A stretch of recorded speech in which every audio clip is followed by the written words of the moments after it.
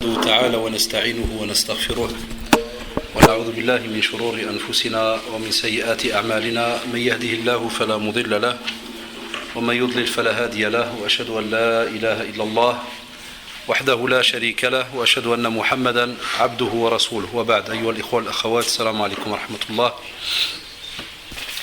Voilà, on a repris donc notre activité donc mensuelle par rapport aux questions-réponses sur des sujets bien précis. Donc Inch'Allah, tout à l'heure, vous verrez, il y aura une feuille bien à part qui passera, qui circulera entre vous. Et Inch'Allah, on vous demandera de proposer quelques sujets pour déjà pouvoir, Inch'Allah, donc préparer à l'avance les affiches et l'agenda aussi. D'accord, Inch'Allah, Shabab. L'agenda, en vérité, vous le connaissez, c'est tous les premiers, donc vendredis du mois. Chaque premier vendredi du mois.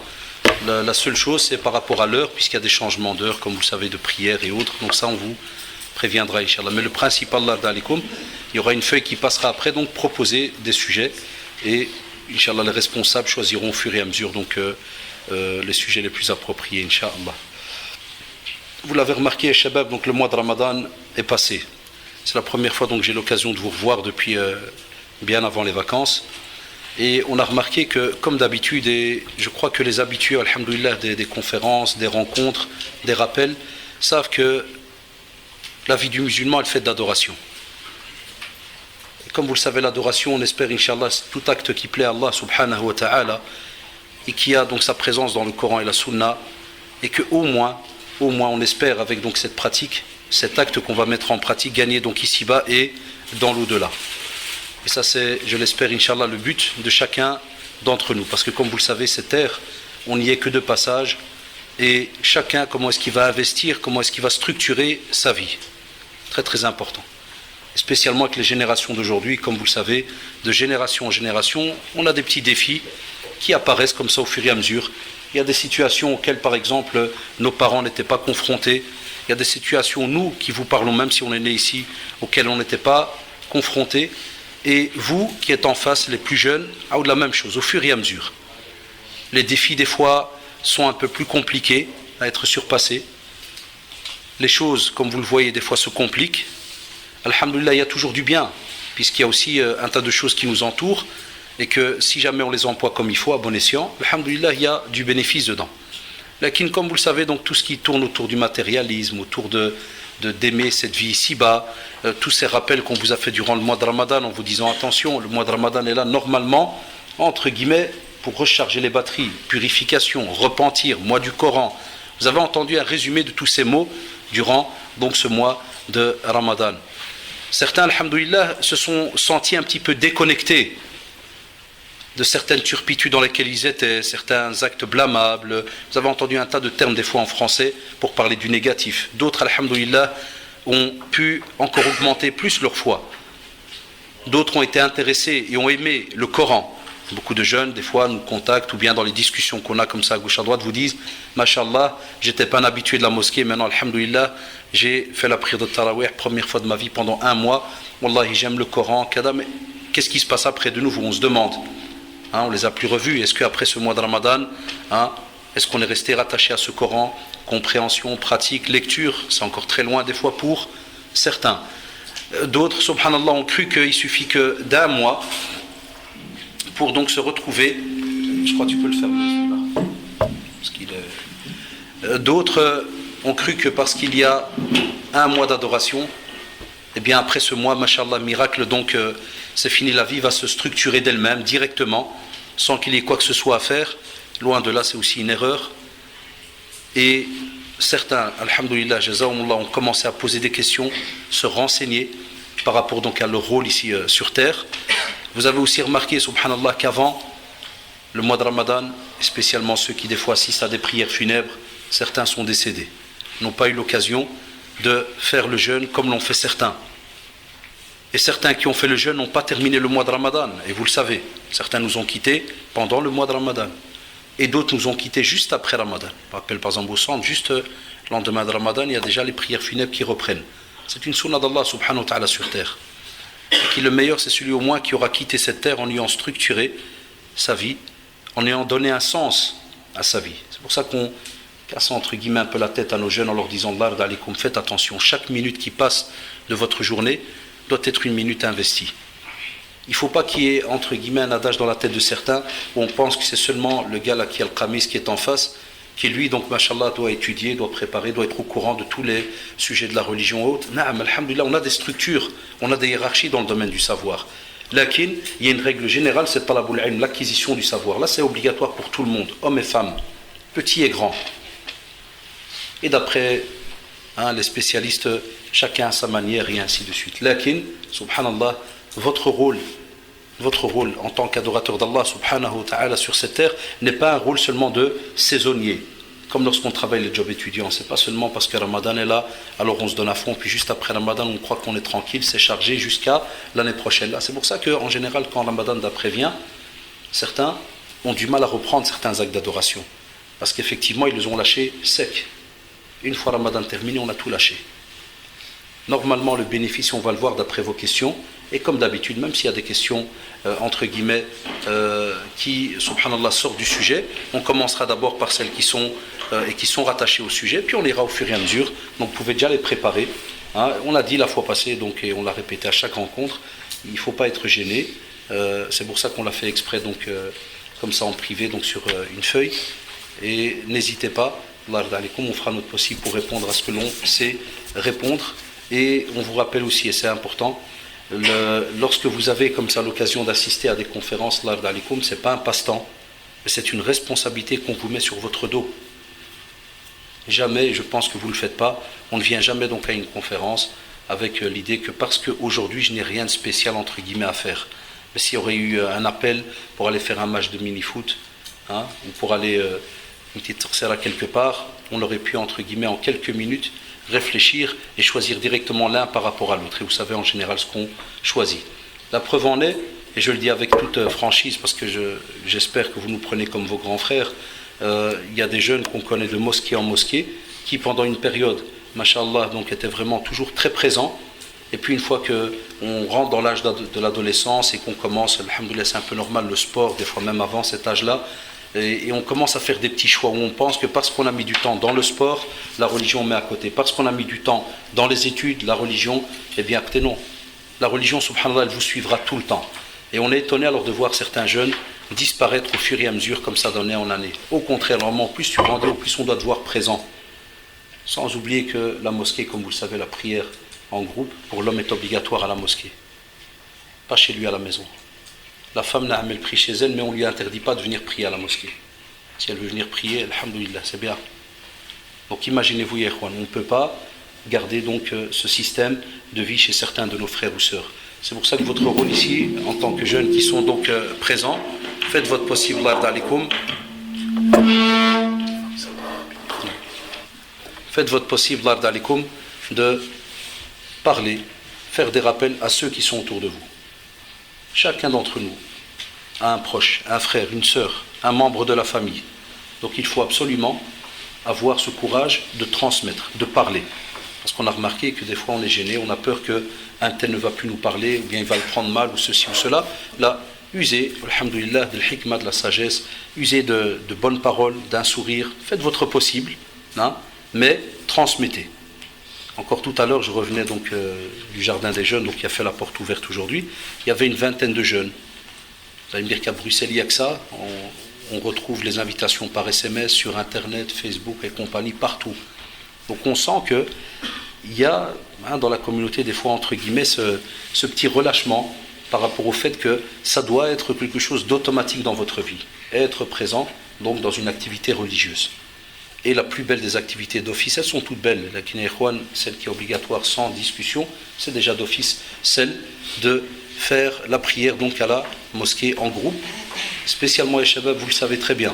Toute la journée on est à l'école. Ou bien pour les plus âgés on est au travail. Donc on a cette occasion de pouvoir au moins donc venir dans la demeure d'Allah subhanahu wa ta'ala. Donc il faut structurer votre temps par rapport à cela.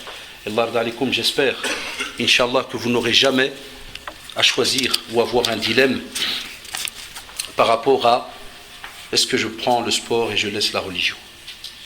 Il y a moyen de prendre les deux, comme vous le savez. Ça donc c'est important et ce rappel, donc on l'a fait tout à l'heure aussi à nos frères et on continuera, Inch'Allah, à le faire comme ça à chaque fois qu'on a l'occasion donc de voir nos jeunes. Structurer donc son temps et shabab, chacun, et même dans vos lectures, vous verrez pour ceux qui lisent, que ce soit chez les savants, chez les spécialistes dans le domaine de tout ce qui est culturel et autres, chacun va t'apporter différentes manières de structurer. Nous, le principal, ce qu'on rappelle, c'est que chacun doit essayer de voir d'après sa propre personnalité, ses limites. Ne faites jamais celui qui veut ressembler au voisin. C'est pas parce que tu connais un frère qui, machallah, suit 4-5 conférences ou plusieurs cours et ceci et cela, que tu crois qu'automatiquement tu dois lui ressembler. Non, vous le savez, chacun a, subhanallah, son petit potentiel à lui, qu'est-ce qu'il est capable de faire. Et il faut que, subhanallah, spécialement la nouvelle génération, ne commettent pas une petite erreur qu'on a peut-être commis chez certains, d'essayer toujours de vouloir ressembler à l'autre, que ça soit des fois entre guillemets dans le domaine de l'habillement, de ceci, de cela. Là, et ta personnalité apprend à comprendre la chose. Donc structure même dans ta tête, ta manière de penser par rapport à ce que je vais faire, est-ce que je suis capable ou pas, mais sachant que Satan, Shaitan va toujours faire son possible pour te freiner. Même si tu veux être le plus structuré là, du monde, il fera son possible pour te freiner parce qu'il sait que tu es en train de structurer ce qui va te faire gagner l'au-delà. Mais le principal, première petite remarque, vois d'abord ta personnalité. Qu'est-ce que toi, sincèrement, tu es capable de faire? Les meilleurs actes sont ceux qui sont peu, mais qui restent longtemps dans le temps. Et ça manque beaucoup chez nos frères et sœurs. Spécialement ceux qui, subhanallah, ils veulent, comme on dit souvent le mot, maintenant les jeunes sont habitués à l'entendre, l'iltizam, ils veulent rentrer, donc alhamdoulilah, dans l'istiqama, la droiture. Je sais que chez le mashayikh, on parle de l'istiqama, pas spécialement de l'iltizam, mais donc comme vous le savez, on veut revenir dans la pratique de la religion, et on a des fois, c'est bien, il y en a qui disent que c'est bien, alhamdoulilah, on a des repères, certains amis, ceci, cela, ça c'est un repère pour commencer. Mais une fois que, alhamdoulilah, intérieurement tu sens que tu es connecté, tu es prêt à commencer, alhamdoulilah, à te rattacher à Allah subhanahu wa ta'ala d'une certaine manière, c'est là qu'on te dit, alors Allah yarda alik, vois d'après tes compétences à toi, tes limites, et non d'après ce que l'autre fait.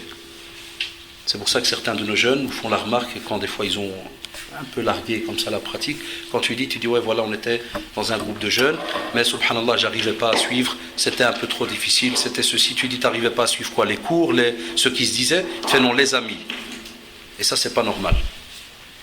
On ne fonctionne pas d'après les amis. Les amis peuvent être un repère, ça peut être des conseillers pour nous, ça peut nous aider à, des fois, pour que l'on fait des rappels, pour que si jamais il y en a un d'entre eux qui est un peu plus compétent que toi, il peut t'expliquer quelque chose, avancer avec toi. Mais pas pour que nos jeunes prennent quelqu'un comme repère, mais dans toutes les manières, jusqu'à un point où ils n'arrivent plus à suivre, et puis subhanallah, qu'est-ce qu'il fait? Il te fait cette pirouette à 360 degrés, mais il change tout, et il arrête tout. Ça, c'est pas un bénéfice. Et on a comme ça beaucoup de jeunes, jazakumullah, qui des fois sont même gênés de te rencontrer. Il ne faut pas tourner autour du pot. Des fois, tu marches en rue, tu le vois de loin arriver. Pendant 2 ans, il était en camé, chapeau du matin au soir. Le jour au lendemain, tu le retrouves en pot de pêche et tout. Il est à l'aise, il marche. Puis dès qu'il te voit arriver de loin, tac, il change de route. Des fois, exprès, je dis, qu'est-ce qui se passe? On est habitué, alhamdoulilah. Je dis, qu'est-ce qui se passe? Pourquoi tu changes de route? Tu m'as vu arriver. Il te dit directement, Wallah, je suis gêné parce que tu as vu comment je t'habille en haram, Wallah. Pourquoi? Où est le problème? Quand tu grattes, il n'y a aucune structure dans l'apprentissage. Parce qu'il dit non, il y a des frères qui m'ont dit c'est haram, je ne peux pas mettre un sarwal training. Un autre, tu le rencontres, dit ouais, mon frère, des frères m'ont dit ouais, ça se fait pas, tu dois mettre un chapeau. Et chacun, qu'est-ce qu'il a appris comme ça à gauche, à droite? Ce n'est pas une manière structurée d'apprendre. Comme je vous avais fait la remarque l'année passée, si vous vous rappelez, par rapport à Internet. Vous vous rappelez, on avait fait la conférence ici. Où certains jeunes pensent que l'ilm, c'est tout simplement Internet. Il rentre dans un site et puis voilà, pour lui, il a étudié, je connais les bases et ainsi de suite. Là. Il faut s'asseoir, il faut écouter, il faut poser des questions. Et en vérité, beaucoup plus écouter que des fois poser des questions dès le début. On a appris qu'un petit gramme ici en Belgique, là, qui subhanallah, le mashayikh jazakumullah, quand tu t'asseyais, je me rappelle les premières années, tu ne posais pas de questions. C'était comme ça. Même si quelqu'un va me dire, oui, mais c'est pas normal, vous savez, les spécialistes vont dire, oui, mais il vaut mieux que, et ainsi de suite. Là, d'un côté, il y a eu un petit bien. Tu as appris à d'abord bien cogiter cela, prendre des notes et autres, jusqu'à ce que le cheikh te dit, voilà, est-ce qu'il y a des questions? Mais pas la seconde comme ça directement. Parce que nous, on le voit quand on donne cours. Des fois, même pas après 5 minutes, encore dans l'introduction, il lève déjà la main. Donc, comme on a dit, d'abord les repères, faire attention. La manière de structurer, où est-ce qu'on va aller, comment, et ainsi de suite. Ça, c'est aussi une petite complication. Tant souvent les jeunes, et je vais aller où? et je vais apprendre où, et de qui, et de comment. Alhamdoulilah, on ne va pas faire les hypocrites entre nous. Les rumeurs tournent, on sait toujours, subhanallah, quel endroit, au moins, alhamdoulilah, dans les cours, d'après ce que normalement on est censé recevoir comme matière. En général, les gens, les jeunes, savent cela. Et spécialement, je demande aux jeunes, au moins, de se renseigner, de poser des questions avant de juger. De poser des questions avant de juger. On va à un endroit, on demande le programme, on demande, tiens, qui est professeur, qui est ceci, qui est cela. Alhamdoulilah. Puis on va, on se renseigne, c'est pas un mal. Mais on ne peut pas juger avant même de s'être renseigné. Et des fois, subhanallah, tu peux même trouver une personne qui se peut que quand tu le vois d'un aspect extérieur, il n'est peut-être pas compétent à tes yeux. C'est ça qui est drôle chez certains jeunes. Tu fais, t'as vu l'autre comment il est? Qu'est-ce que tu en sais? Et au moins l'occasion d'aller une fois écouter, de voir, décortiquer un petit peu, poser des questions. Après, comme on l'a dit. Ça, c'est aussi un gros problème. Parce que maintenant, regardez, c'est octobre, la plupart, beaucoup d'endroits ouvrent des petits instituts, des cours. Beaucoup de jeunes, des fois, appellent, je dois aller où? Chose, subhanallah. Beaucoup te disent, je commence par quoi? L'arabe, ou bien je vais faire la théologie? Parce que c'est bien des fois de faire la remarque aux jeunes, mais même les institutions ont un gros problème. Nous, souvent, on leur disait, Allah d'alikum, n'inscrivez pas un jeune, entre guillemets, en théologie, s'il n'a pas fait, par exemple, au moins, minimum, alors en vérité, il faut des années, mais c'est rien, on va dire au moins 2-3 ans de langue arabe. Donne-lui les outils. Et puis à ce moment-là, il passe à l'institut et ainsi de suite. Aujourd'hui, on s'est tellement habitué au français que les instituts ouvrent directement en français. Donc le jeune, du jour au lendemain, il se retrouve, même s'il n'a jamais étudié, il se retrouve dans un cours de Ulum al-Qur'an, les sciences du Coran, du jour au lendemain. Et on va parler de termes incroyables, et du jour au lendemain, quelqu'un, mais je suis théologie en français. La théologie, et ceux qui ont, alhamdoulilah, l'arabe parmi vous, savent que l'islam ne s'apprend pas en français. Le français n'est qu'un outil pour un peu aider nos jeunes, mais on ne peut pas rester dedans toute notre vie. C'est pas logique du tout. Donc moi je dis à certains jeunes, c'est peut-être drôle ce que je vais dire, mais je dis à certains jeunes, l'ard alikum, la moindre des choses, qu'il y ait dans votre semaine un cours d'arabe. Ça devient primordial. On le voit, on n'arrive même plus à parler avec nos enfants, des fois même darija. Nous, notre génération, ça va, alhamdoulilah. On l'a eu en salam comme on l'a eu en Baxter, comme on dit. C'était comme ça à la maison. On te disait, dès que tu sors de l'école, tu ne parles plus le français. Nous, c'était une règle, par exemple, l'oualid, jazaoullah, l'oualid Allah, c'était comme ça. À la maison, il n'y a pas de français, il n'y a pas. Mout, il n'y a pas. La manière, comme vous le savez, on vous a déjà expliqué. Tu sors un mot, on t'attache, ou bien on te donne une salcha, un mot, et en français. Ça, c'est, voilà, jazaoullah, c'est ce qu'ils avaient en tête, et la manière, ou ceci, ou cela. Mais quand je dis attacher, attention, jamais attaché kada, mais voilà, punition, qu'elle glisse là-bas, ou bien tu peux pas ceci, tu peux pas cela. Non, tu peux pas parler en français. Alhamdoulilah, il y a eu un bien plus tard, mais bon, comme vous le savez, la manière, l'art et la manière, c'est un autre sujet. Et qui maintenant, les jeunes, ils se disent, mashallah, ouverts, cultivés, ils ont étudié, ils sont au courant de certaines choses et autres. Eh bien, même ce dialecte, on l'a quasi presque délaissé.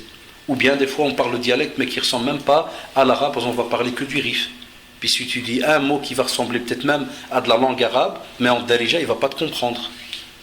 Un autre en souci, chacun, hein, ceux qui ont encore l'âge de la trentaine d'années, ou bien certains petits jeunes comme ça qui encore, ils sont rares, tu les trouves, mashallah, ils comprennent encore un peu de darija, mais ça, on va vous dire quoi?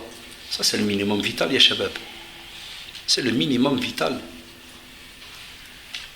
Deuxièmement, pourquoi on parle de la langue arabe? Parce que, Allah yazkoum bikhair, il est honteux à cette communauté d'être en contact avec Allah subhanahu wa ta'ala 5 fois par jour, sans savoir ce qu'on dit à Allah subhanahu wa ta'ala.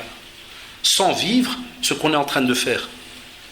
Iyyaka na'budu wa iyyaka nasta'in, tu lui dis qu'est-ce que tu dis, il te fait je sais pas. Sah ou la shabab. Donc au moins, et on va le voir dans les questions, structure dans le domaine de l'apprentissage, eh bien, il est important de revoir. Donc il y a eu des conférences là-dessus, on ne va pas y revenir. Hein, c'est pour ça que le but aujourd'hui, c'est plus les questions par rapport à ce qui vous touche, ce qui vous embête peut-être, ou ceci ou cela. Là, il y a des conférences sur l'acquisition du savoir, il y a des sujets, alhamdoulilah, qui ont été faits depuis quelques années dans le domaine de tout ce qui est comment structurer son temps, dans tout ce qui est l'apprentissage de la religion. Là, au moins, l'ard alikum, ayez un programme.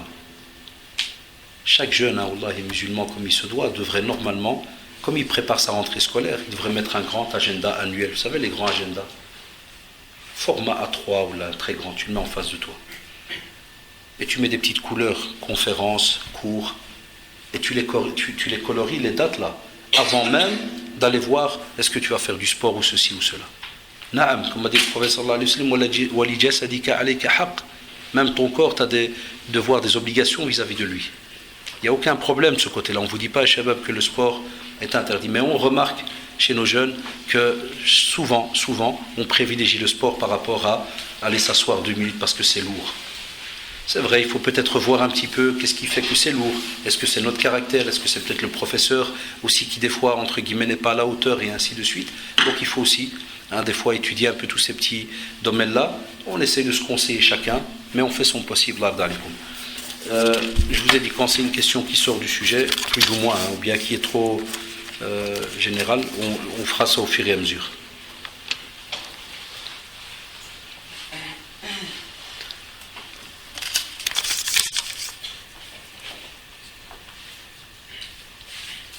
Voilà, comme un frère Jazaoullah, ça tombe bien, donc justement, il dit, si on doit choisir un cours en premier, lequel doit-on choisir? La langue arabe, la jurisprudence, le Coran, etc. Subhanallah, hier encore, je terminais un ouvrage sur un cheikh mauritanien, que des fois vous voyez maintenant sur la chaîne marocaine, ou des fois certaines chaînes en Arabie, cheikh Daddaou. Des chanaqita, vous savez, c'est les shanqit, c'est ce qu'on appelle entre guillemets les fameux hafidahumullah, c'est comme des disques durs. Ils sont arrivés maintenant à des tétras là, et compagnie, les jeunes qui ont ça à la maison, petite boîte, 1000 gigaoctets. Donc, c'est des disques durs. Ça veut dire quand ceux qui ont vu certaines des émissions, tu lui poses une question qui fait 3 mots, et lui il te répond pendant 1 heure, mais avec de la poésie, du ceci, du cela. Donc, ils ont une certaine manière. Donc, il expliquait un peu ce qu'ils appellent entre guillemets comme un genre de mahdara, c'est-à-dire que on a ça au Maroc, donc on parle souvent de mahadra. On parle de Jama', par exemple, vous savez, à la mosquée, il y a toujours ce qu'on appelle Tolba, le Msiyed et tout. Tu as donc l'imam, il a sa petite pièce, il a un petit truc en béton un peu surélevé, il s'assit, il a des fois ses élèves, ça dépend les villes, ça dépend les endroits. Par exemple, chez nous à Tanger, chez nous au village, par exemple, voilà, il a un petit coin comme ça en béton, il a de battania dessus, ou là des fois le truc de laine, la peau de laine de mouton, et il est au-dessus, puis en face de lui, il y a différents groupes. Eh bien, subhanallah, nous on a étudié là-bas, on a passé quelques années dans ce genre d'études. Eh bien, ils te prennent, par exemple, pendant que tu étudies le Coran, ils te mettent en bas, même si au début tu vas peut-être pas comprendre, mais ils te mettent en bas l'Alfiya. Alfiya de Malik, dans la langue arabe. Mais bon, c'est un niveau un peu plus élevé, entre guillemets, mais je me rappelais, le cheikh, il te dit, voilà, étudiez-la maintenant, même si vous ne comprenez pas encore, mais lorsqu'on va passer, Inch'Allah, à l'explication, vous allez voir, vous la connaissez déjà comme de l'eau, donc vous allez comprendre un petit peu comment ça se passe dans le domaine de l'écriture et ainsi de suite. Et au même moment, subhanallah, lui, il va voir chez toi l'écriture. Parce que tu es déjà passé dans le groupe des petits où tu as appris à écrire. C'est pour ça la langue arabe, vous voyez, c'est très très important pour commencer. Elle t'ouvre la porte du Coran, elle t'ouvre la porte de la jurisprudence et ainsi de suite. Par exemple, certains jeunes, des fois, prenez le cas de Al-Wudu et Al-Wadu. Parce qu'il y a un jeune ici, même si ça n'a rien à voir avec le sujet, il m'a mis ablution, shukran. Mais par exemple, prenez Al-Wudu et Al-Wadu. Vous voyez, tu changes un petit son, une petite voyelle et autres, le petit son A ou bien I ou la U, que subhanallah, le mot, il change complètement. C'est dans les livres de jurisprudence. Donc la langue arabe, elle est très très importante. Voilà pourquoi certains jeunes sont embêtés quand on les inscrit à l'école arabe. C'est vrai, ça reste mon avis personnel, wallahi, même s'il peut être erroné ou autre, mais le système de langue arabe qui est donné pour les jeunes qui sont nés ici, pour l'instant, n'est pas encore vraiment, sincèrement, à la hauteur. Il faut tout un système, en vérité, différent par rapport aux jeunes qui sont nés ici. C'est un autre débat. Mais sinon, quand il y a la langue arabe, nous, par exemple, notre génération, quand on a étudié Jama', on n'avait pas les tableaux comme aujourd'hui, Baba, tout et compagnie, des effaceurs. Là, nous, c'était le louh, les anciens ils savent ça, c'était une planche en bois, et quand on était tout petit, le cheikh il t'apprenait, donc ça va avec l'encre noire qui vient du Maroc, Smar, donc l'Oualidine ils achetaient ces petites boulettes, ils mettent avec de la laine, et puis donc ils mettent de l'eau chaude, et puis ça devient très très noir, ça devient de l'encre, puis ils t'achètent la plume, que donc là-bas ils la préparent, là, une belle plume, et à ce moment-là, donc l'imam il dicte et toi tu écris. Le petit groupe quand on a commencé, quand on était petit, donc un des grands de chez l'imam, donc il s'asseyait pour nous apprendre les lettres. Et au même moment, il t'apprend le khat, comment écrire le ba, comment écrire le ba au début, milieu, à la fin, kada. Subhanallah, après, lorsque tu commences petit à petit, alors après quelques semaines, à bien écrire ces lettres hautes, il t'apprend à les coller, il commence à te réciter, à te dire, écris alors Alhamdou. Subhanallah, tu te vois écrire Alhamdou. Et puis il t'apprend le mot d'autre quand le son est long et quand est-ce qu'on met le hamza ou pas, parce que comme vous savez avec Warsh et autres, c'est encore une écriture différente. Hein, il faut mettre la petite barre al-fatha avec un point. Donc il y a tout un, ceux qui savent un petit peu, ils savent de quoi je parle. Et donc, subhanallah, tu remarquais que petit à petit, il peut te dicter donc une phrase, un verset afouane du Coran, même du milieu, tu sais l'écrire. Il reste avec les petites fautes comme d'habitude. Est-ce qu'il y a à la fin le muqsura ou bien le kada ou la... Ah, mais subhanallah, tu es fier, on le sentait. Tu le ressens. Même quand des fois l'imam parle ou là il fait un dars ou la kada, tu vois le mot devant tes yeux, tu le vois passer. Je sais que certains ils devraient se dire c'est des psychos, ils voient des mots passer, ils voient des ceci. Ça c'est quand tu vis avec certains textes et autres. Il y en a qui vont me comprendre. Ça par exemple parmi vous qui aiment bien tout ce qui est les technologies et ainsi de suite. Toujours subhanallah quand tu as structuré ton apprentissage depuis le début et tu aimes bien, subhanallah par exemple l'informatique ou l'électronique. Quand quelqu'un te parle d'un fichier, toi tu vois déjà directement, tu as comme des cases qui s'allument, tu vois déjà c'est quoi un fichier, qu'est-ce qu'il faut y faire, qu'est-ce qu'on ne peut pas y faire, comment l'ouvrir, comment le fermer, quel point, extension, ceci, cela. Tu vois, la personne, subhanallah, il aime ce qu'il est en train de faire. La mécanique, la même chose. Moi, j'ai des frères ici, je vois, moi, ils sont spécialistes en mécanique, ils ont une ces patience que moi j'aurais pas. Des fois un boulon, il aime si bon, d'un petit trou, si ça tenait qu'à moi, je coupe le moteur en deux. Parce que je n'ai pas eu le temps, ni peut-être même est-ce que j'ai cette capacité de pouvoir aimer cette chose-là ou autre. Donc on fait aimer, on n'est pas né mécanicien, subhanallah. Mais on sait que des fois, subhanallah, l'être humain, dans sa manière, tu le vois déjà tout petit, les parents le remarquent, il est beaucoup plus, subhanallah, beaucoup plus les mains, l'autre est beaucoup plus réflexion. On le voit dans l'éducation des enfants au fur et à mesure. Ben, ça, on n'a pas pu profiter aujourd'hui. Avant, donc c'était quelque chose d'automatique. On prend l'enfant, on le dépose devant l'imam.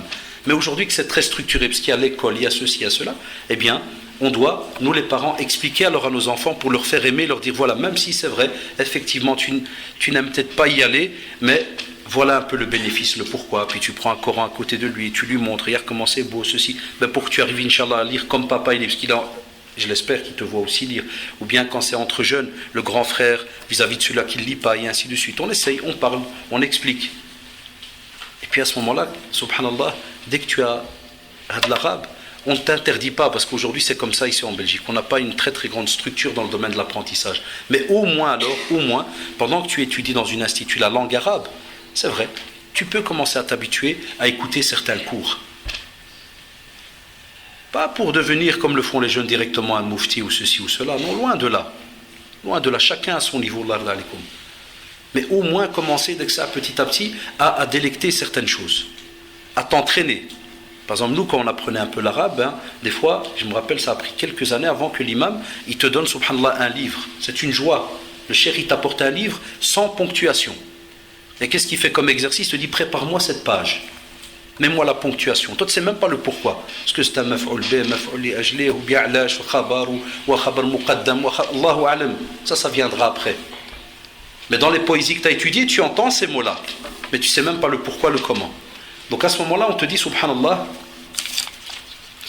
on te dit même comme ça, subhanallah, tu fais dès que le petit exercice, et puis tu vas chez ton professeur.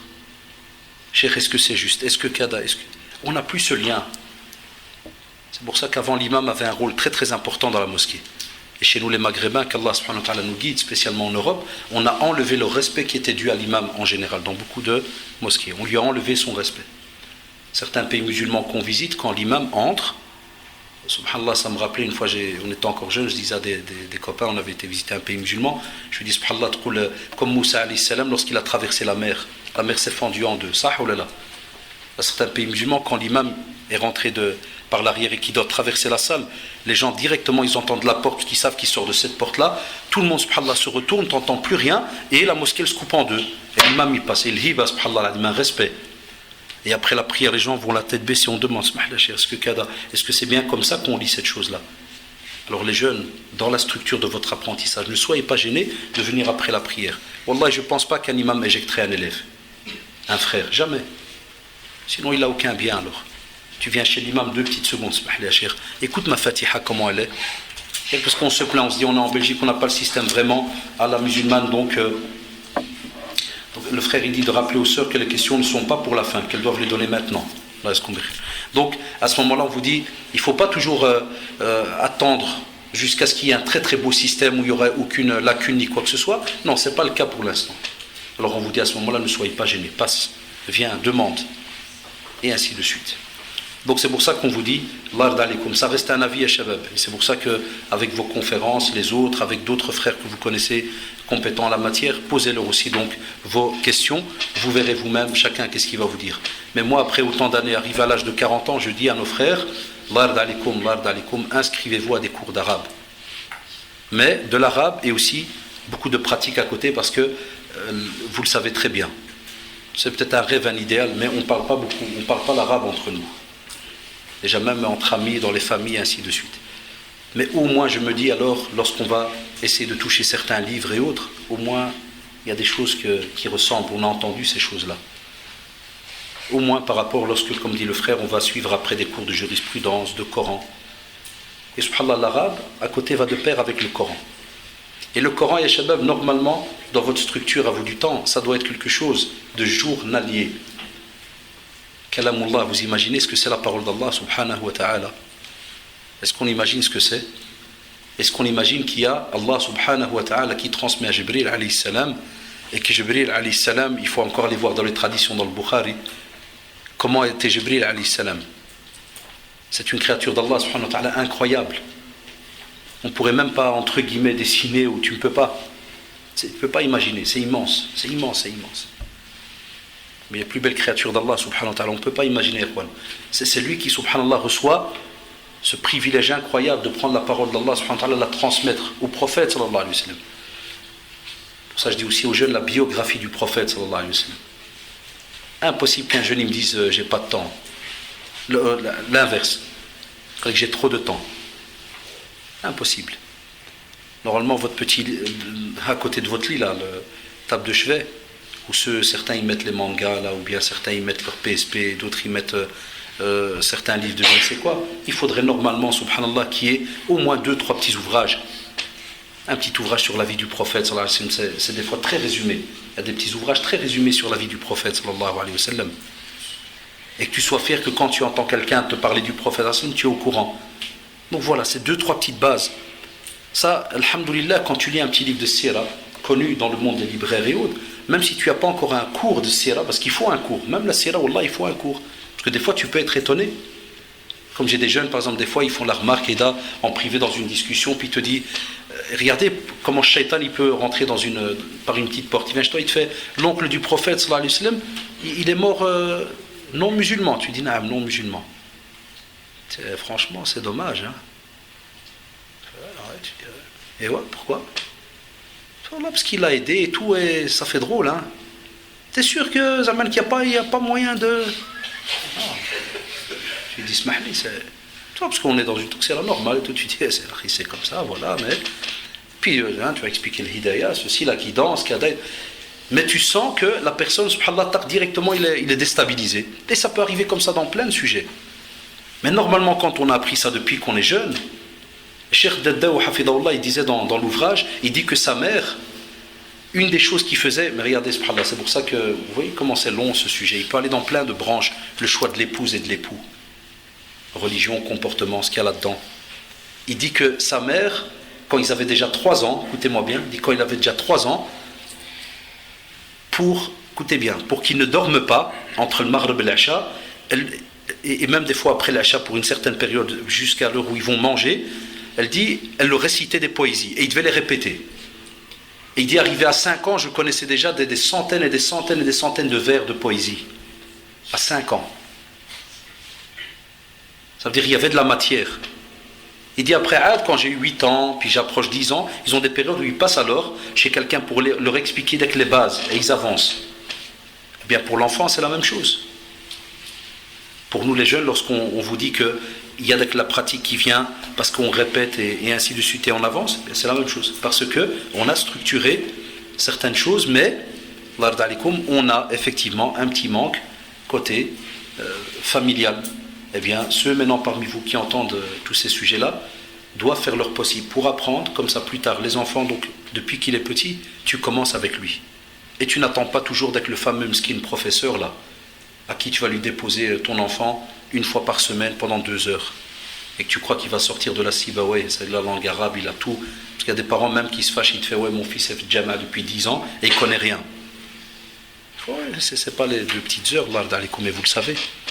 Donc vous, maintenant, les jeunes, vous avez l'opportunité, subhanallah, de préparer de nouveau une nouvelle génération, une nouvelle communauté, Inch'Allah, où il y a moyen donc de structurer un petit peu donc cet apprentissage, ne fût-ce que au moins, déjà entre vous et vos enfants. Au moins dans la manière de parler, de pouvoir leur expliquer certaines choses et avancer. Aussi,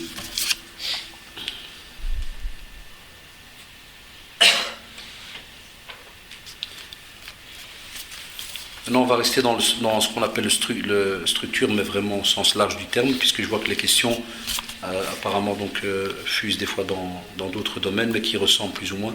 La personne dit, qu'en est-il du dilemme prière du vendredi, c'est-à-dire cours d'histoire, par exemple, sachant qu'à l'UNIF, les cours ne sont pas obligatoires, quelle priorité accorder aux deux? Ça, c'est maintenant un autre niveau. C'est les frères qui sont à l'université, les sœurs. Des fois, on vous dit, voilà, est-ce que je vais à ce cours-là ou bien je ne vais pas à ce cours-là? Il faut savoir, subhanallah et shabab, que ce genre de questions, et on le voit, nous, par exemple, entre guillemets, par rapport à notre boulot au centre islamique, avec certains profs qui nous rendent visite de l'extérieur, certains mashayikh, ce sont, entre guillemets, des fois des nouveautés.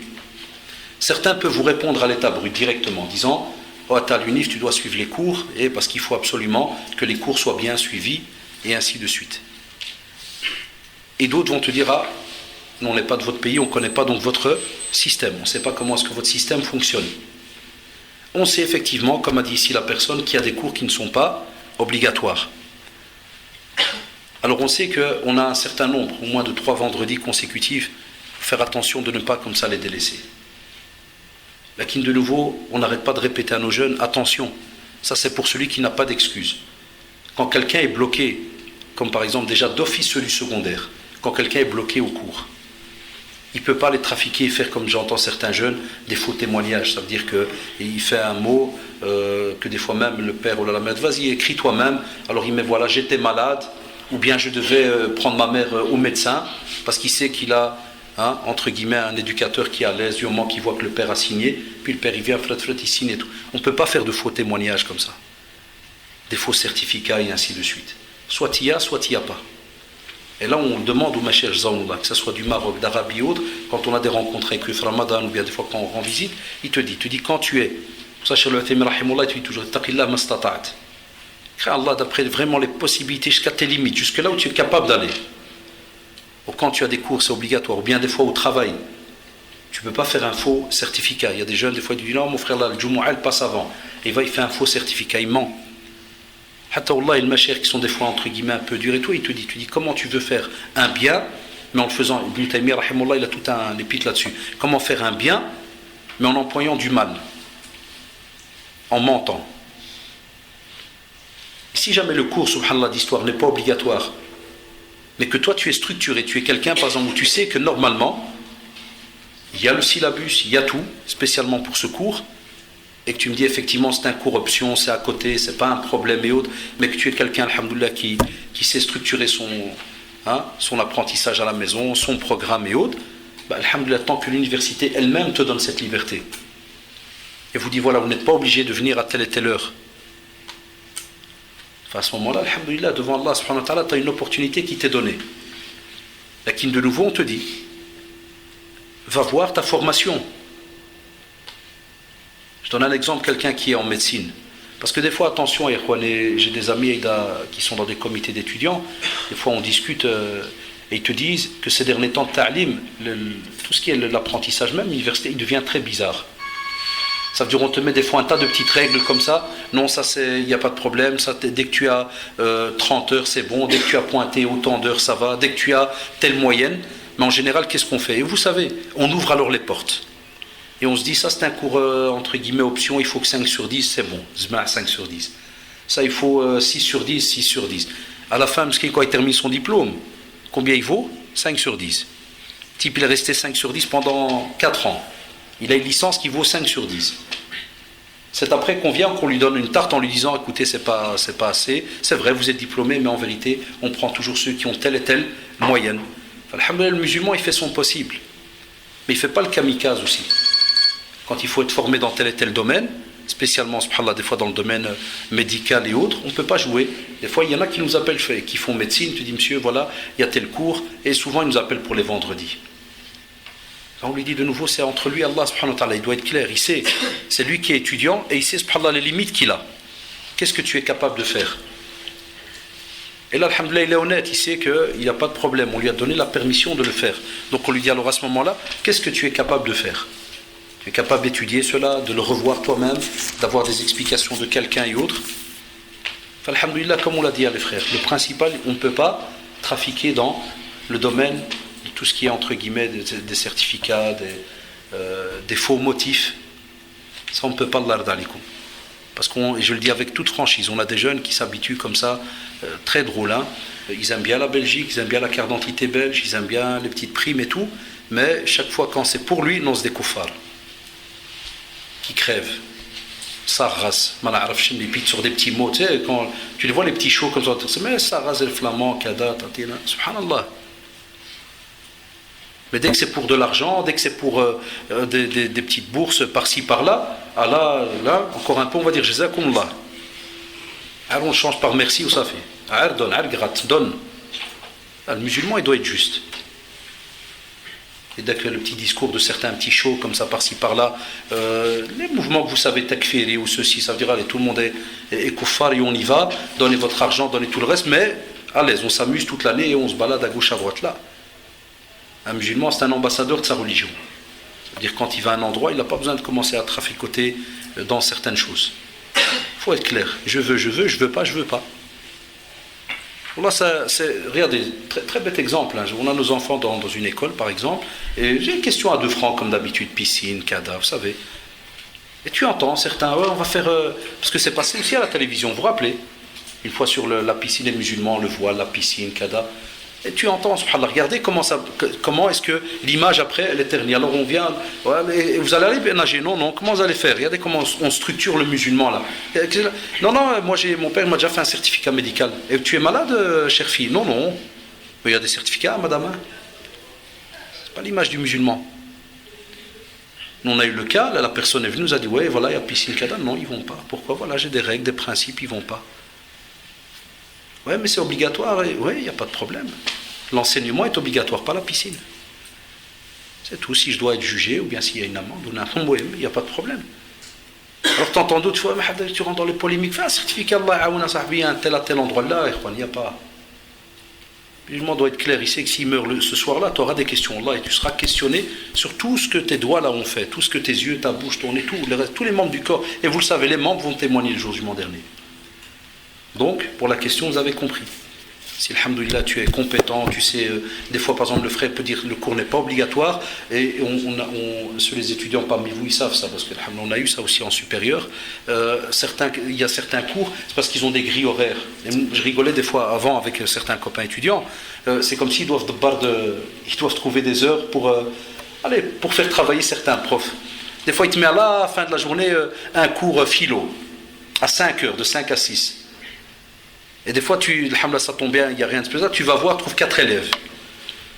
Mais quand tu demandes exprès au prof, le prof il est à l'aise, il te dit, moi, je ne demande pas mieux que vous ne venez pas, comme ça, moi, ça fait licencier, et hop, je rentre chez moi à la maison. Tu sais, pourquoi tu vois, voilà, je dois terminer 14 heures dans mon programme, ou bien 24 heures. Vous savez, en supérieur, c'est encore moins. Le primaire, 24, secondaire, c'est un horaire de 22 heures, supérieur, c'est encore moins. Type, il te fait non, parce qu'il fallait me combler mes 18 heures, alors on m'a refilé un petit jeudi après-midi, 1 heure. Et il fait comprendre, je me rappelle nous à comment, il faisait comprendre si vous n'êtes pas obligé de venir, hein, c'est un simple petit rappel, c'est la page 2 à 24, hein, à l'aise. Qui fait tranquille. Quand il y a moyen de rester, je reste, il n'y a pas de problème. C'est tout, je reste là. Il n'y a pas à trafiquer, à faire, ça c'est important dans les coups. Aussi donc,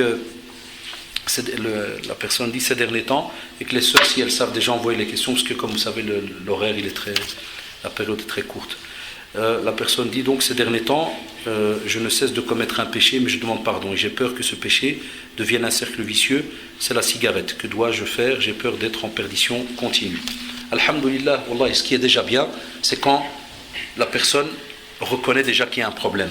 Alhamdulillah. Parce que nous, ce qu'on a toujours peur, c'est quand quelqu'un, par exemple, il sait que la cigarette ça tue, que c'est pas bien, tout ce que vous voulez, déjà même les Nasara ils le disent, et quand tu lui demandes, il n'y a que la fatwa chez nous. Par exemple, le kafir il te dit ça tue, mais le maghrébin il dit c'est mokroh. C'est un drôle de paradoxe, subhanallah. Là on aurait aimé qu'entre guillemets le kafir lui-même il te dit c'est bon, vas-y tuez-vous, l'argent et tout. Non, le ministère il met des millions d'euros, les pubs et tout, même si c'est un drôle de jeu, hein. On met des millions pour la pub pour dire que c'est pas bon, mais le marché est ouvert. Comme vous le savez, il y a du bénéfice par-ci par-là, mais c'est plus pour l'idée, donc alhamdoulilah, c'est déjà bien. Le frère donc qui pose la question, jazakallah, et qu'Allah subhanahu wa ta'ala rafferme tes pas et ton cœur aussi sur la religion. Alhamdoulilah, ça c'est déjà un premier pas. C'est quand au moins on est conscient qu'on est en train de faire quelque chose de pas bien. Deuxièmement, on te dit, Allah yardalik, n'oublie pas l'invocation. L'invocation, c'est quelque chose qui, comme disent la plupart de l'ulama en arabe, tu entends, il te dit silah al-mu'min, c'est l'arme du musulman. Parce que subhanallah, il est entre toi et Allah subhanahu wa ta'ala direct. Et on a des beaux moments. Lève-toi avant la prière, subhanallah, de subh, le dernier tiers de la nuit, où Allah subhanahu wa ta'ala vient au dernier ciel, invoque. Il t'appelle, il attend nos invocations, nos demandes. Parce que tout fils d'Adam commet des erreurs. Et les meilleurs, c'est ceux qui se repentent. Et on a des traditions qui te rappellent qu'effectivement, il y aura toujours des personnes qui vont faire une erreur lundi, ils vont la refaire mardi, ils vont la refaire kadas. Pour ça, le prophète, sallallahu alayhi wa sallam, à qui lui a été tout pardonné, et les deux traditions que vous connaissez, authentiques, demander pardon entre 70 et 100 fois par jour. Hada le prophète, sallallahu alayhi wa sallam. Troisièmement, la fréquentation. Fais ton possible pour fréquenter, alhamdoulilah, des personnes qui sont dans le bien. Et qui vont être là pour te conseiller et ce qui est encore mieux, c'est quand c'est des jeunes qui te connaissent. Mais attention aussi, il faut que les jeunes qui aident quelqu'un qui fume, ils doivent être conscients que quelqu'un qui fume, il ne s'est pas des fois arrêté comme ça à la seconde. Il y a un seul fumeur qui s'est arrêté à la seconde, en général, et ils ne sont pas tous, mais bon, c'est celui qui va faire une visite médicale, on lui dit, monsieur, si vous n'arrêtez pas ce soir, il y a un cancer. Celui-là, subhanallah al-ajab, il arrête à la seconde. Parce que mon père, Jazakallah, il me racontait, il disait parce que je lui avais demandé, je dis est-ce que je peux le dire des fois aux jeunes, il me dit au contraire, nasiha et tout. C'était les parents qui étaient venus, vous savez, les années 60, bâtiments, donc le froid, garrot, cigarette, l'une derrière l'autre.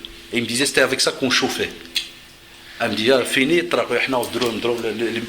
il m'a dit jusqu'au jour, vous savez, avec les camions de visite médicale qui viennent, ils rentrent, radio, kada. Après quelques années, il lui a dit monsieur, vous devez le faire des radios plus spécialisées, vous avez une tâche. Il n'a entendu que ça, Allah. Il ne comprenait pas beaucoup le français. Il m'a dit tâche. Il dit quoi tâche? Il a dit comme un point noir dans le. Il a dit cancer. Il a fait que ça. Le Walid m'a dit j'ai vu la terre, elle s'est retournée. Il dit Al-Hafidullah, Saratan, cancer. Alors je dis le Walid alors, j'ai arrêté le jour même. Et il ne savait pas en ce temps-là. Il m'a dit, vous savez, quand ils allaient au Maroc, ils apportaient dans le bateau, et on le voit encore maintenant, les phares de Marlboro. Il m'a dit j'ai pris tout le garrot, je l'ai donné au voisin. Parce qu'il rigole maintenant, il me dit Wallah, je t'arrive comment on était. Donc il me dit on arrivait dans le bateau, on prenait des fardes, subhanallah, des fardes de garrot et compagnie. Donc la fréquentation est shabab, mais c'est bien d'être au courant de comment fonctionne quelqu'un qui fume. Et ça c'est bien des fois, par exemple, regardez, on a des conférences mensuelles, ça serait bien des fois, entre guillemets, mais je sais que c'est gênant. Je sais que pour certains jeunes, c'est gênant. C'est pour ça qu'on a fait cette activité en privé entre nous. Mais par exemple, vers la fin de l'année, quand il y aura des tables rondes après la prière de l'Acha, moi je propose, subhanallah, s'il y a moyen qu'un jeune qui fume vienne une fois, Jazakallah, expliquer, dire voilà, effectivement c'est vrai, je fume, mais voilà qu'est-ce qui fait que j'ai du mal à arrêter. Parce qu'il y a des jeunes qui ne comprennent pas que ça s'imprègne, hein. Ça s'imprègne dans le corps, vous avez de la nicotine, tout le reste. Donc c'est tout un état d'esprit, subhanallah al-adim. Donc il y a tout un système. Donc il faut aussi que ceux qui vont t'aider doivent être au courant aussi. Il faut que nos jeunes soient au courant qu'on n'arrête pas comme ça des fois la cigarette directement. Il faut un suivi. Mais ça c'est bien d'avoir des jeunes autour de toi qui te poussent d'une belle manière pour donc faire son possible. Donc Akhil Karim, si tu m'entends, Allah yarda alik, il ne suffit pas tout simplement, Jazakallah, de rester dans ce qu'on appelle un genre de petit harcèlement moral mais privé de toi-même. Tu t'auto-harcèles en disant non, je vais tomber dans un cercle, je vais faire la toukla Allah. Toukla Allah et dis-toi taïb. Par exemple, un exemple, tu m'entends maintenant, je t'ai parlé. Et la preuve c'est entre tes mains. D'abord entre les mains d'Allah subhanahu wa ta'ala. Mais Allah subhanahu wa ta'ala guide celui qui veut la guidance. Demain, par exemple, tu prends le bottin téléphonique ou bien sur internet, ou bien tu vas directement à l'hôpital et tu demandes partout à Erasmus Saint-Luc qui a un service spécialement de tabacologie. Tous ceux qui s'occupent du domaine tu vois d'abord le généraliste, lui va te faire un papier, tu fais examen des poumons, et puis tu demandes de voir des spécialistes par rapport au tabac. Et subhanallah, il te donne tout un système, comment donc arrêter, diminuer ça, parce qu'il y a des jeunes qui fument un paquet par jour, il y en a 2, 3 par jour, et tu fais un suivi, et la meilleure, tu demandes à certains de tes amis, ils viennent avec toi. Et là on voit, machallah, la fraternité entre les jeunes. Donc la fréquentation aussi est quelque chose d'important, de s'entourer de gens qui sont pas touchés par ce petit fléau que toi, tu as donc entre les mains. Wallahu ta'ala alim.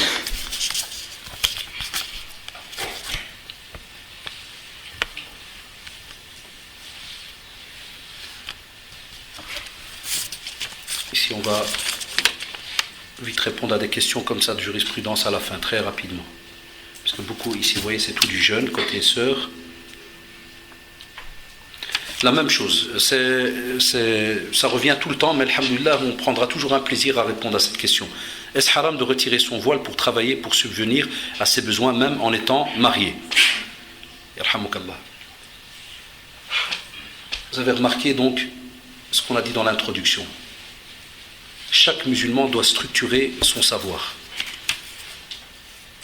Il y a des spécificités côté homme, comme il y a des spécificités côté femme. On a des obligations. J'ai mis tout à l'heure donc au Jardin des Jeunes, ils vont peut-être cette année faire un système, ils ont appelé ça par exemple, pourquoi les obligations? Parce qu'effectivement, on a beaucoup de conférences où on dit aux jeunes, souvent, haram, halal, haram, halal. Mais on ne leur a jamais demandé le pourquoi. Ou bien on n'a jamais expliqué des fois le pourquoi, des fois il y a des réponses, des fois pas, mais des fois on n'a jamais expliqué le comment de l'acte. Alash, si on fait ça, il y a ça. Pourquoi? Mais ils vont essayer de voir avec certains professeurs s'il y a moyen de gratter dans ce qu'on a entre les mains comme information pour savoir pourquoi Allah subhanahu wa ta'ala demande de faire telle et telle chose ou de ne pas faire telle et telle chose. Eh bien pour la femme, la même chose. On sait que le voile, il y a un aspect extérieur chez la femme. Elle a une spécificité, la femme. Comme l'homme, la même chose. L'homme, il a aussi des règles. Il y a aussi des choses qui doivent absolument apparaître sur son visage. On vous l'a dit des milliers de fois. Comme la barbe, on a bien parlé des sœurs, le voile. L'homme, la même chose, il a des choses extérieures. Et qui sont aussi des fois, spécialement dans notre époque, un jihad. La barbe aujourd'hui, c'est un jihad, Wallah al-Adim, pour certains jeunes. Type, il vient de terminer sciences économiques, il est tout à l'aise, il vient de terminer son examen, costard, cravate et tout le reste, et puis voilà, il veut le tazem, puis mashallah, il lit, avec la barbe et tout. Monsieur, ça fait pas beau. Et puis on va pas vous engager comme ça, il faut. Et puis on commence à liquider, comme ça, on enlève. Qu'est-ce qu'on a étudié alors dans le domaine de Ar-Razzaq? Parce que regardez, le plus simple sujet dans l'Aqidah, c'est son rattachement à Allah subhanahu wa ta'ala, celui à qui on a foi. Est-ce qu'on a étudié les noms divins? Ce qu'on a vu, c'est quoi le mu'ti? Quand on vous dit dans les conférences, c'est lui qui donne, c'est lui qui reprend. Est-ce qu'on le dit comme ça en vérité à l'aise? Si. C'est devenu comme de la routine. Quand tu dis Ar-Razzaq, tout le monde dit Allah, il n'y a personne ici qui va dire le contraire. Tu dis Ar-Razzaq, c'est qui? Il va dire Allah. La preuve, il y a même Abdur Razzaq. Serviteur et celui qui adore Ar-Razzaq. C'est celui qui donne ça à Allah, celui qui nous pourvoit en bien et tout. Mais dès qu'il a un simple petit examen sur terre, on oublie Ar-Razzaq et sa définition. Le 120e jour, je vous l'ai dit plein de fois ce hadith, Yallah, qui se rappelle? 120e jour, qu'est-ce qui se passe? On le retrouvait même dans les 40 Nawawi, parce qu'il a déjà été souvent donné dans les Toros. Allah subhanahu wa ta'ala envoie un ange qui insuffle l'âme, donc, dans ce petit bébé là qui est dans le ventre. Et vous savez, Shaqiyun ou Sa'id, ajaluhu et rizquhu. Comment il va vivre sur cette terre? Bien, perturbé, combien il va vivre?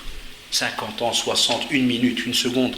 Et le rizq, qu'est-ce qu'il va avoir? Wallah, et ceux qui ont assisté à la mort de certains, des fois tu prends, et alhamdoulilah, on a l'occasion, chaque mois quasi presque d'assister des fois à la mort de quelqu'un, ou bien les dernières minutes, des fois tu sors, Adi meurt, mais des fois j'ai, comme dernièrement en juin, avant les vacances, le frère, je prenais, subhanallah, Adi, un coton-tige, je mettais un peu d'eau. Tom Skinny me disait j'ai soif, t'es mourant, mais j'ai soif. Je prenais le coton-tige, tu le mets, oh, subhanallah al-adim, pour dire j'ai soif. Il arrivait à ouvrir la bouche. Dès que tu approchais le coton-tige, wallah ya shabab, la bouche restait fermée. Et il me regarde comme ça et les yeux ils se remplissent. Certains de la famille étaient là, Allah, vous savez, hein, là يمكن عنده واحد المسكل هنايا كي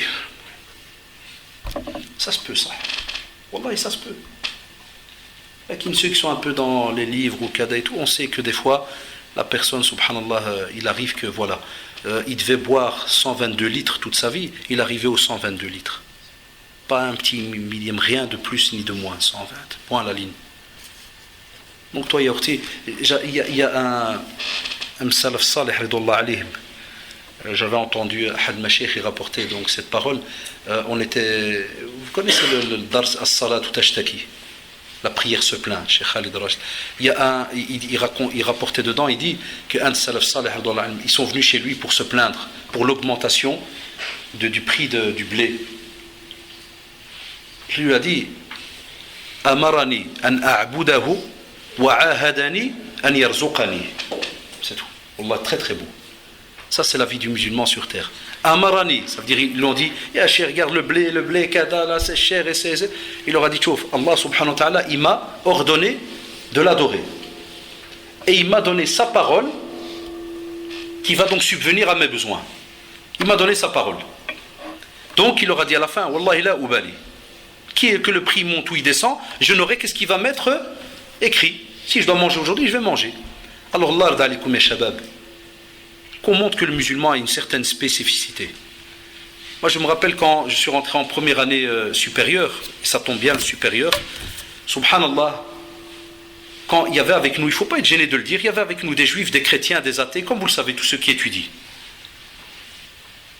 Il y avait des activités, wallah, et à partir du jeudi soir, entre guillemets, celui qui était juif, il ne venait pas le lendemain pour faire certains examens ou autres. Il y avait des règles. Hatta même quand des fois certaines sessions étaient faites le samedi, le sabbat comme vous le savez, ou le shabbat comme ils disent. Wallah, mais il venait. À un point où un des ministres, et je ne veux pas le citer, avait même voté une loi pour que si jamais des fois une certaine date d'examen ou ceci ou cela tombait, que ça allait être un des week-ends, c'était toute une petite polémique parce que certains mouvements laïcs avaient sauté en disant « Ah, regardez, Kada et tout », il n'y a pas d'examen ce jour-là. Parce que le juif, il a sa personnalité. 1 plus 1 est égal 2. Là, chez nous, 1 plus 1, puis il te fait, c'est comme tu veux, mon frère. Tu veux 3, 2 et demi, 2, et il doute, il est là. Et 3, si tu le regardes un peu de travers, 4. Ouais, subhanallah, pourquoi il n'y a pas de... Et ils savent que la fierté de la femme, sa pudeur, sa chasteté, elle est dans le hijab, mais aussi dans le comportement. Parce qu'aujourd'hui, le hijab, attention, c'est tout un débat. C'est devenu une mode pour certains, c'est devenu un style, c'est devenu... Et au contraire, regardez l'islam, il a mis, et la sœur Jazallah, elle met à la fin, même en étant marié. Wallah, normalement, c'est grave de le dire, mais quand on est marié, d'office, le mari, regardez quelle fierté Allah subhanahu wa ta'ala a donné au mari. Et regardez quelle beauté, dans cette religion, Allah subhanahu wa ta'ala laisse l'épouse normalement comme une princesse, entre guillemets. J'ai bien dit entre guillemets. Elle n'a pas à aller se crever du matin au soir. Elle a quelques tâches, vous connaissez le hadith là où elle fait certaines choses par rapport à la prière, sa chasteté et autres. Elle rentre au paradis, elle choisit les portes, vas-y, entre.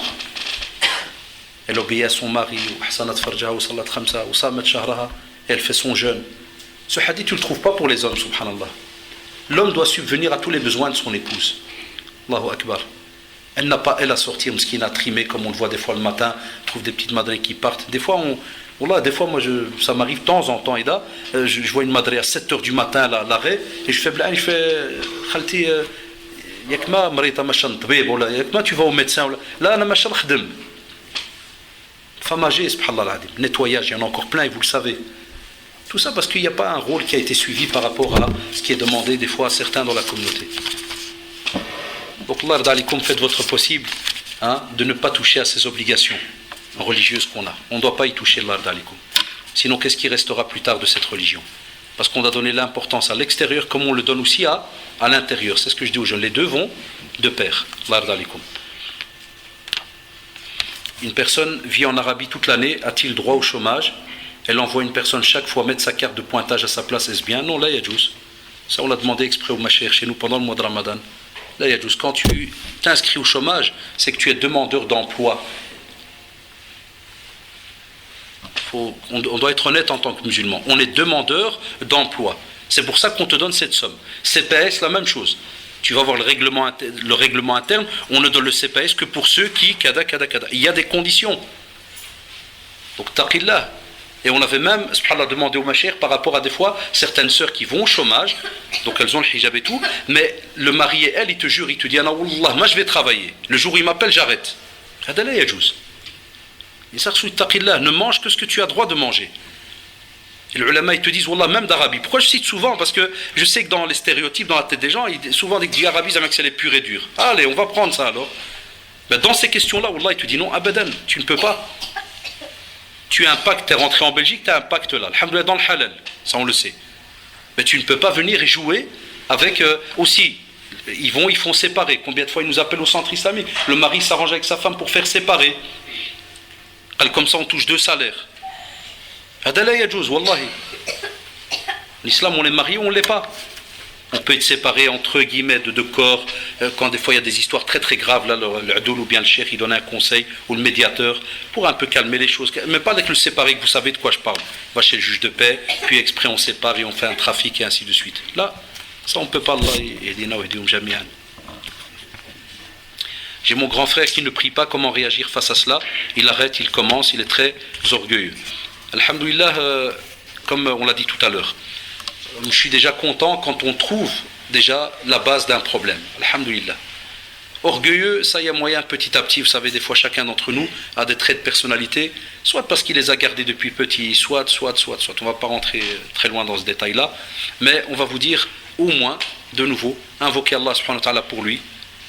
Il ne faut pas faire comme des fois faisaient certains, parce qu'on a un frère qui ne prie pas ou là une sœur, directement, tu as les frères et sœurs qui commencent dès le début, ils ne parlent plus à cette personne, ils l'éjectent ou ceci ou cela. Là, on vous dit, Allah d'alikum, ne soyez pas une aide avec Satan contre votre frère. Et rappelez-vous la tradition de celui-là qui était saoul. Et à chaque fois, on le ramenait chez le prophète, sallallahu alayhi wa sallam. Aujourd'hui, vous voyez très bien, on n'a pas les compagnons autour de nous, on n'a pas toute une structure, subhanallah, où il y a moyen de s'aider, de fraternité comme il faut, de da'wa et ainsi de suite. Donc on vous dit, Allah d'alikum, ton frère est dans ce domaine, fais ton possible pour être à côté, avec un sourire et tout, et de temps en temps, ne fût-ce que, spécialement par exemple, c'est des questions qui viennent des sœurs, ça tombe bien, la sœur, la fille elle a le droit de prier, alhamdoulilah, au contraire, c'est bien pour elle, elle prie à la maison. Exprès yorti pour embêter, viens faire l'adhan, mais à voix basse près de sa chambre. Sa porte est ouverte, exprès, viens à côté de la porte et tu fais l'adhan. Ou bien tu fais une iqama. Même si on sait que la femme pour l'adhan, kada. Non, toi tu viens, une femme a le droit de réciter un adhan. Par exemple, quelqu'un pourrait dire, ouais, mais la femme ne fait pas l'adhan. Non, on parle d'autre chose. C'est plus pour que tu viens et tu lui fais une remarque. Tu te mets à côté, puis tu lui fais par exemple, tu lui dis, fais l'adhan. Tu lui offres. Il y a des fois, subhanallah, des jeunes, ils te font, ouais, mais il ne va pas écouter. Ce n'est pas tes affaires. On ne te demande pas de juger. Toi, tu prends par exemple un CD sur la prière, tu lui donnes. Un jour ou l'autre, il va l'écouter. Et puis, comme on a dit de nouveau, essaye de voir certaines personnes que lui respecte beaucoup. Il est peut-être orgueilleux avec toi, mais il y a des fois certaines personnes, des fois ça arrive qu'un frère il est orgueilleux vis-à-vis d'un petit frère, d'une petite sœur, ou bien même des fois hommes vis-à-vis de femmes, ça arrive, il y a des hommes, Allah, des hommes, ils n'aiment pas parce que c'est une femme qui va le conseiller. Là, subhanallah, au contraire. Il y a parmi les femmes, parmi les plus grands savants, il y avait des femmes, subhanallah, et vous le savez. Donc ça c'est important j'accélère un tout petit peu parce que comme vous voyez l'heure de l'achat approche très vite. Quand une personne par exemple a jeûné tous les mois de Ramadan, mais elle n'a pas remis donc des fois certains jeûnes qui manquent. Eh bien comme on dit, absolument donc remettre les jours. Ça c'est important, ça reste une dette, l'ard alikum. D'accord? Quand vous entendez quelqu'un, il ne faut pas qu'on vous dise non mais c'est rien, Ramadan est passé donc c'est trop tard. Là, ça reste une dette. Même si c'est après 2 ans. On va demander aux mashayikh, ils te disent même si c'est après 2 ans. Cette dette doit être remise, donc, et on ne peut pas, subhanallah, dire ouais mais c'est parce que moi avant, le mashayikh ils disent par exemple, il dit tu qaddar, tu fais plus ou moins un petit calcul. Tu te dis par exemple, c'est un exemple, tu te dis voilà, je qaddar parce qu'il y en a qui nous disent ouais mais moi je ne me rappelle pas.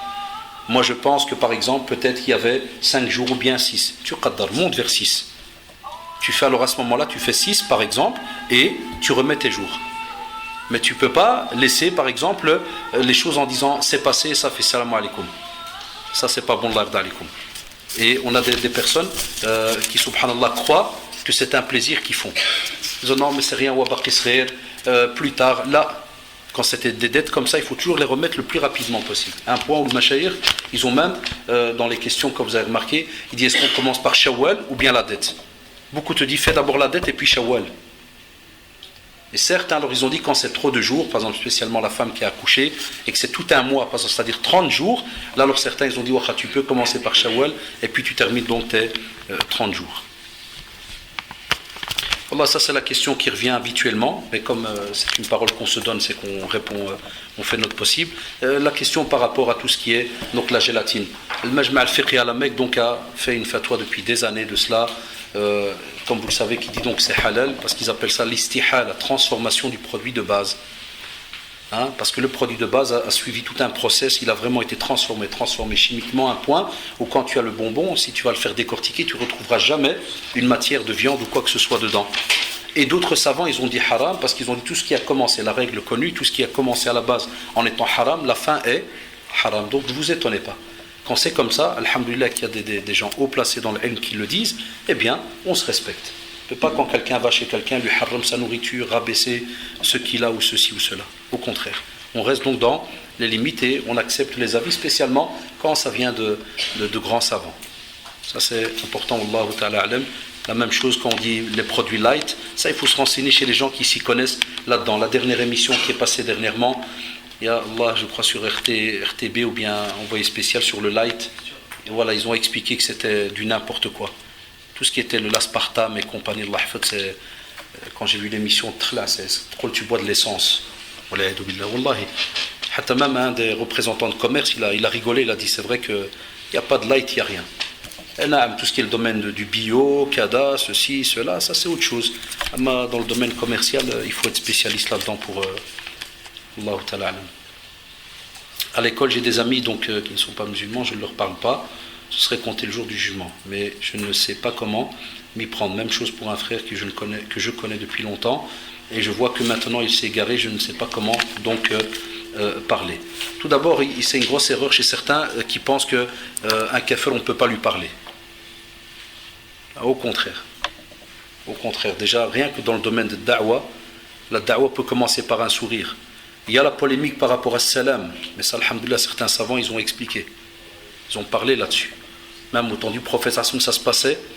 Il commençait par le salam et il répondait. Normalement, on répond, tu peux répondre la même chose. Sauf la polémique que vous saviez en ce temps-là, mais aujourd'hui, quasi, on l'a plus. Ceux qui transforment le mot pour dire le poison sur toi et autres, ça c'était. Aujourd'hui, comme vous savez, ils ne sont pas arrivés à cette technique-là, à ce point-là. Donc, il te dit bonjour, tu peux dire bonjour, il n'y a pas de problème. Et tu peux lui dire comment ça va, tu peux demander des fois par rapport à certains petits détails de la vie et autres. Et c'est important, il n'y a rien qui t'interdit des fois de soulever, subhanallah, une question par rapport des fois à un sujet d'actualité ou bien quelque chose qui se passe au moment où, par exemple, vous êtes à l'école ou autre.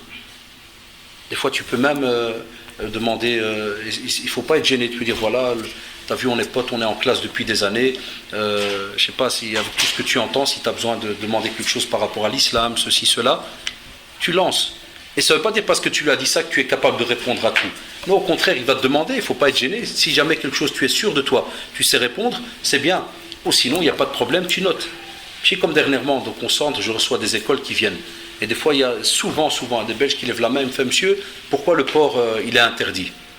Déjà, ça les étonne quand je leur dis directement, c'est parce qu'Allah subhanahu wa ta'ala l'a interdit. Parce qu'il y a beaucoup d'entre nous, ils veulent directement donner un truc scientifique. Là, déjà, c'est parce que Allah subhanahu wa ta'ala l'a demandé. Et puis, alors le type direct a levé la main, il m'a dit non monsieur, parce qu'on m'a dit que c'est parce qu'au temps du prophète, il n'y avait pas de frigo, et alors ça pourrit, si ça pourrit, il y a dedans un microbe, donc ça tue. Je dis, qui vous a dit ça? Il m'a dit, lui, toi, un petit chorotum, il n'osait plus lever la tête. Il souriait, il m'a regardé, il m'a fait. Comme pour dire tout ce que je sais. Donc il y a des jeunes, ils croient que celle-là, il doit absolument répondre, et quel frigo, comme je l'ai dit, si jamais demain on trouve un vaccin qui tue tous les microbes qu'il y a dans le porc, est-ce qu'il devient halal le porc? Il est muharram jusqu'à la fin des temps, c'est fini. Et il y a un examen, il y a moyen de parler d'un tas de, entre guillemets, de petits sujets par rapport à cela. Et comme je l'ai dit aussi, si jamais, subhanallah, c'est à quelle heure pour l'achat? Ah, ça va, mashallah. Et donc si jamais tu connais quelqu'un de compétent, tu peux l'inviter. Il n'est pas interdit d'inviter un non-musulman chez toi. Tu l'invites et tu apportes par exemple un frère. Si jamais, nous c'est arrivé des fois dans le voisinage ou autre, il vient et te dit voilà, je voudrais poser des questions sur l'islam, je suis intéressé ou ceci ou cela, tu peux l'inviter. Et à ce moment-là, tu invites quelqu'un qui est compétent. Et tu lui dis viens. Comme ça, là, tu dis à une personne, machallah, j'ai envie de lui expliquer certaines choses, tu es compétent dans la matière, est-ce qu'il n'y a pas moyen que tu viennes donc pour en parler? Donc ça, subhanallah, c'est important. Fahmt?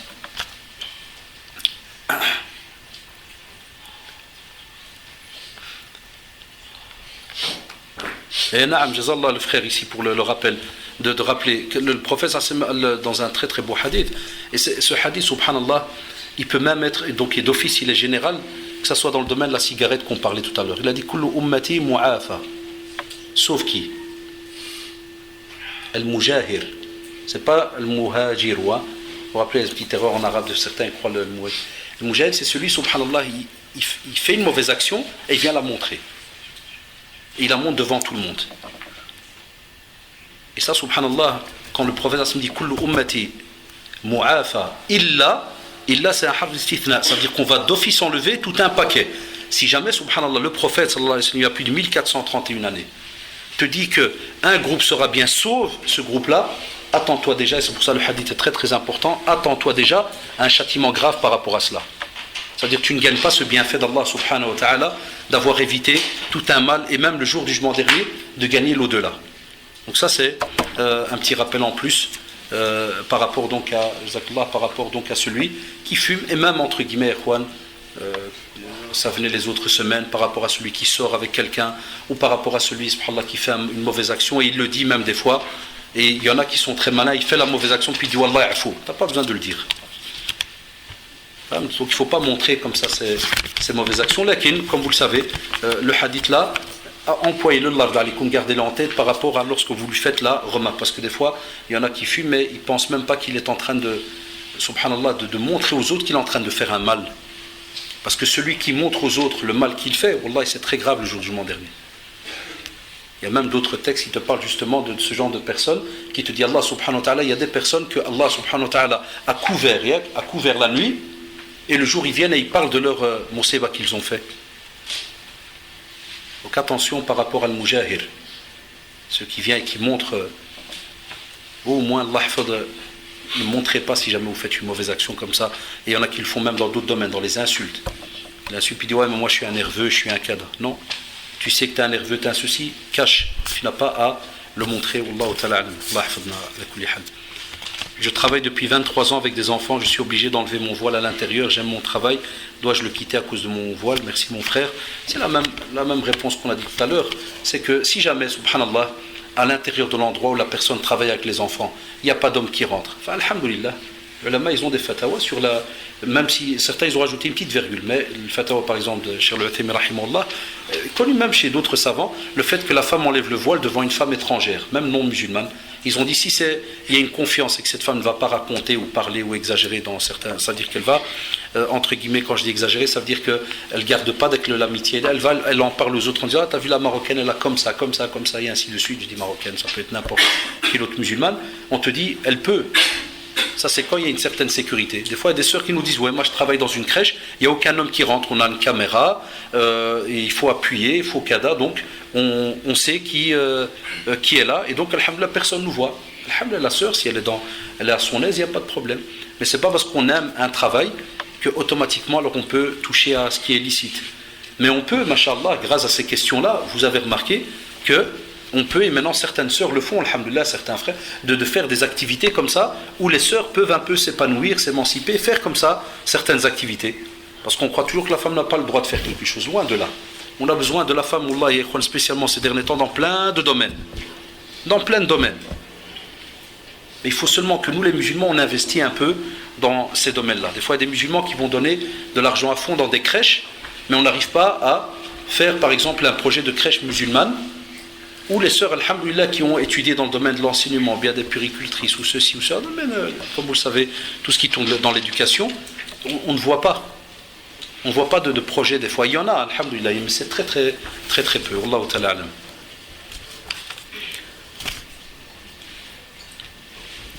Est-ce que quand je fume, ça annule les ablutions? Non.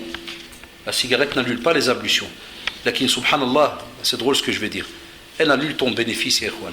Parce que soyez logique. Quand tu fais les ablutions, c'est un acte d'adoration. Mais certains, je me rappelle, c'était sans exagérer, je crois que c'était il y a à peu près 2 ans, Ahad Macher, pour taquiner, il disait, qui nous avait rendu visite au centre, il disait, il y a moyen de trouver une petite faille pour que ça annule, entre guillemets. Il dit pas pour dire que sa prière, mais il disait comment tu peux venir avec les ablutions à la base, c'est pour purifier. Il a dit, subhanallah, le prophète m'a mis en garde par rapport, et vous savez, celui qui va à la mosquée et l'odeur de l'ail, vous savez tout, hein, l'ail, oignon. Il dit, Fama balek, toi tu viens soi-disant pour purifier, tu es censé normalement aller te laver la bouche quand tu as mangé quelque chose, par exemple avec de l'ail. Et toi tu viens, et pire que l'ail, l'ail au moins, alhamdoulilah, tu peux encore l'employer, il y a que dans certains domaines, même dans le domaine thérapeutique et autres. Ici il n'y a rien, le garrot, il n'y a rien du tout, dans rien du tout, ya shabab. À part le cramage, tu crames là, tu brûles. Et subhanallah, il te dit, tu viens, normalement tu notes dans ta bouche, et 2 minutes après tu la ressalis, mais encore pire avec quelque chose qui est haram, et pour normalement aller faire une prière, parce qu'il y a des fois la personne qui a encore ses ablutions. Famt? Et donc ça, il faut faire attention par rapport donc à cela. Allah yardalikum. Doit-on rappeler à nos frères la religion indéfiniment? On vous dit, il ne faut pas être un clou vis-à-vis de quelqu'un. Il ne faut pas tous les 10 secondes.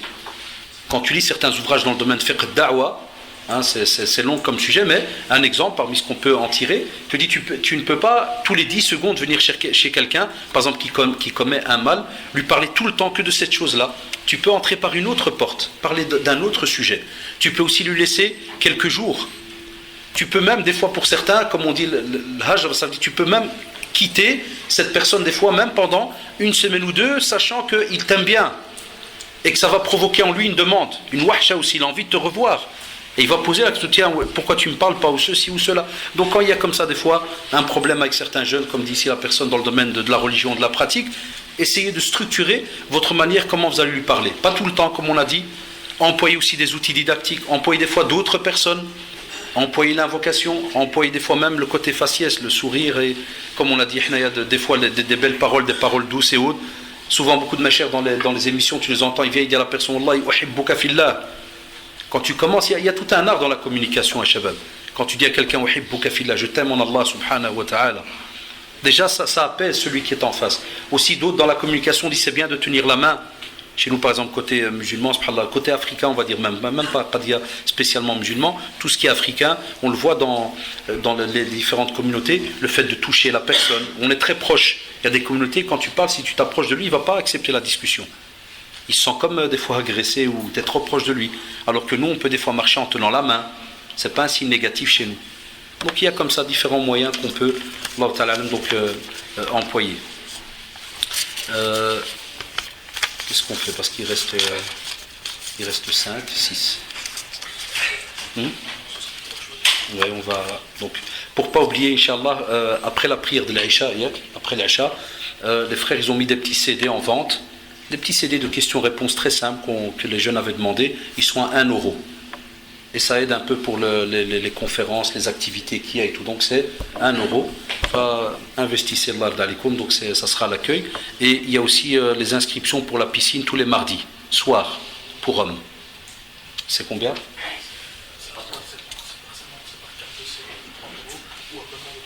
Voilà, c'est soit des cartes de séance de 30 euros ou bien des abonnements de 3 mois. Alhamdulillah, donc voilà, ceux qui cherchent après des petites activités bien dans le halal et autres, alhamdulillah. Ça va donc après la prière de l'Aïcha, Inch'Allah. Et ici pour voir quelque chose.